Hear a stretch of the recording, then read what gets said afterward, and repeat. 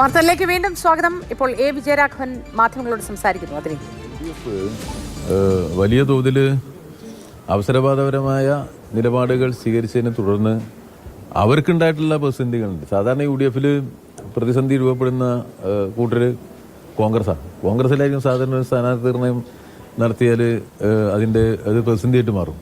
എന്നാൽ ഇത്തവണത്തെ ഒരു പ്രത്യേകത, പാണക്കാട്ടിൽ നിന്ന് ഒരാൾ പ്രഖ്യാപിച്ചാൽ പിന്നെ ചോദ്യം ചെയ്യപ്പെടില്ല എന്നുള്ള ഒരു സാഹചര്യം സാധാരണയായിട്ട് നമ്മൾ കേട്ടുപോരുന്ന ഒരു കാര്യമാണ്. അത് അത്ര സത്യമല്ല എന്നുള്ളത് നമുക്കെല്ലാം അറിയാം. പക്ഷേ കേട്ടുപോന്നിരുന്നൊരു കാര്യം അവിടുത്തെ ഒരു തീരുമാനം വന്നിരിക്കുന്നു, പിന്നെ അതിന്മേൽ ആർക്കും അഭിപ്രായ വ്യത്യാസമില്ല എന്നുള്ളതാണ്. പക്ഷെ ഇപ്പോൾ ഇത്തവണത്തെ ഒരു അനുഭവം എന്ന് പറഞ്ഞാൽ കോൺഗ്രസിൻ്റെ കൂടെ സുദീർഘമായ ഒരു പ്രവർത്തന സൗഹൃദത്തിലൂടെ കോൺഗ്രസിൻ്റെ ചില സൽഗുണങ്ങൾ സ്വാഭാവികമായിട്ടും ലീഗിലേക്ക് വരുമല്ലോ.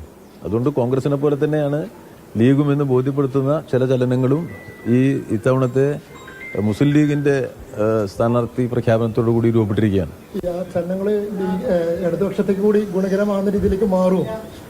അല്ല, അതിപ്പോൾ നമ്മൾ സൂക്ഷ്മതലത്തിൽ നമ്മളിത് പരിശോധിച്ചുകൊണ്ടിരിക്കുകയാണ്. നമ്മൾ മനസ്സിലാക്കേണ്ട ഒരു കാര്യം, ഈ UDF രൂപം കൊണ്ടിട്ടുള്ള പ്രയാസങ്ങളും പ്രതിസന്ധികളും ഇപ്പം ലീഗിൽ വ്യാപിച്ചതിനെ തുടർന്ന് അതിന്റെ അനുരണനങ്ങൾ ഉണ്ടാവും എന്നുള്ളത് നിസ്തർക്കമായ ഒരു കാര്യമാണ്.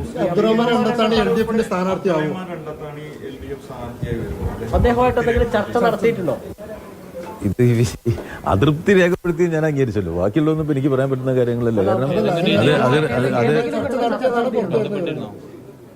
അല്ല, അങ്ങനെ പിന്നെ എന്താ ഈ പറയുന്നത്, അവരൊക്കെ പ്രധാനപ്പെട്ട നേതാക്കന്മാരല്ലേ.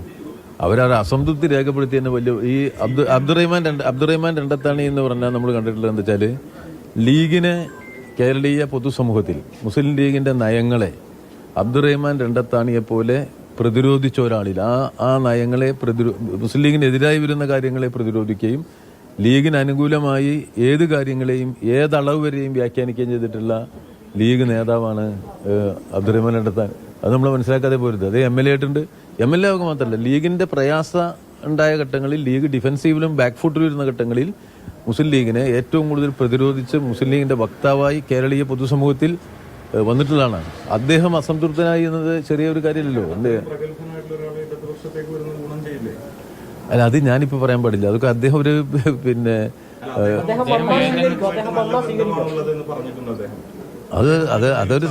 അതൊരു സത്യമാണ്. ഒരുപാട് മുസ്ലിം ലീഗ് ഞങ്ങളൊക്കെ ഇവിടെ ഉള്ള ആൾക്കാർ ഞങ്ങളെല്ലാവരും നല്ല സൗഹൃദത്തിലാണ്. അത് സ്വാഭാവികമാണത്.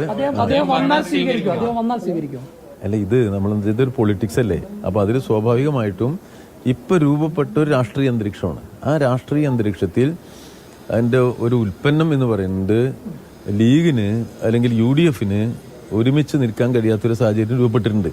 അത്തരം ഒരു സാഹചര്യം രൂപപ്പെട്ടാൽ ആ രൂപപ്പെടുന്ന സാഹചര്യത്തോട് വളരെ പോസിറ്റീവായിട്ട് പ്രതികരിക്കുക എന്നുള്ളതാണ് നമ്മളൊക്കെ ചെയ്യുക. അതിനുള്ള ശ്രമം ഞങ്ങൾ സ്വാഭാവികമായിട്ട് നടത്തും.